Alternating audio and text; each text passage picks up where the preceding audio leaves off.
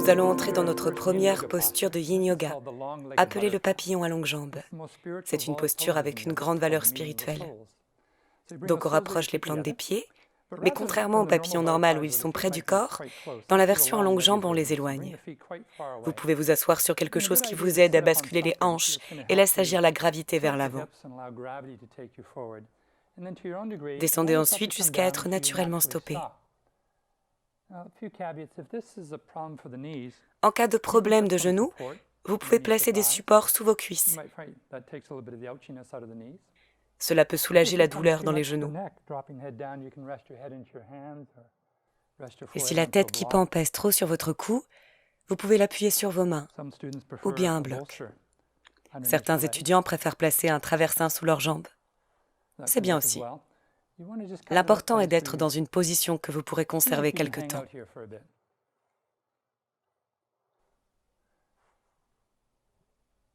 Il y a 3 principes dans le Yin Yoga. Et le premier s'appelle « Trouver sa limite ». En gros, vous atteignez l'endroit où vous êtes stoppé et vous y restez. Vous pourriez certainement forcer pour aller plus loin, mais ce n'est pas le but. On cherche à atteindre l'endroit où l'on s'arrête naturellement. Et on essaye de s'y détendre. C'est la première limite. Avec le temps, le corps peut s'ouvrir. Vous êtes invité à aller plus loin.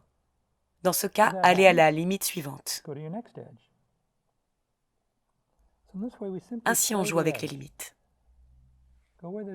Allez au prochain défi, puis arrêtez-vous.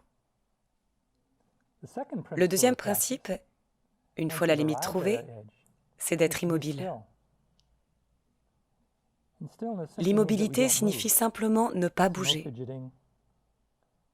On ne gigote pas, on ne regarde pas l'heure, ni ses textos. On est juste immobile. Mais il existe 2 exceptions à ce principe. On peut aller plus profond si le corps s'ouvre, aller à une nouvelle limite.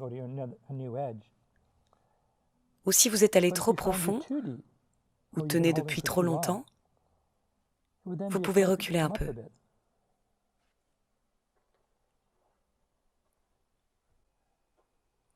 Trouvez une limite supportable que vous pouvez maintenir. Le moyen de savoir si vous êtes trop profond, c'est la douleur. Si vous ressentez de la douleur, c'est un signe du corps qui vous dit d'arrêter avant d'abîmer les tissus. Mais la douleur est une expérience très subjective.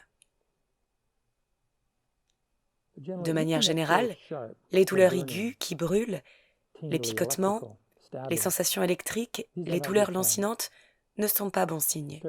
Si vous avez ce genre de sensation, il est plus sage de reculer,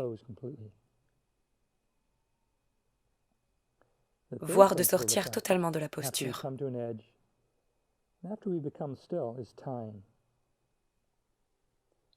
Le troisième principe, c'est le temps. Le temps est l'ingrédient magique du Yin Yoga. En termes de stress placé sur les tissus conjonctifs, le temps nous permet d'atteindre les tissus les plus profonds, ceux que nous qualifions de tissus yin. Nous allons maintenir encore durant 3 ou 4 respirations. Profitez-en pour remarquer ce que vous ressentez.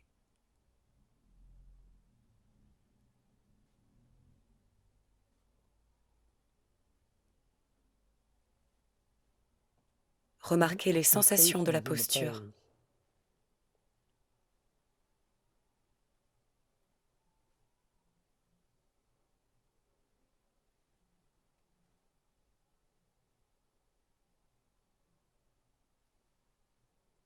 Une dernière respiration.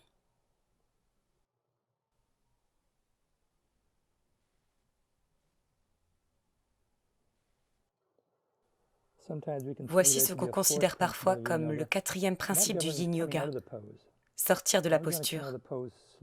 Il faut en sortir lentement.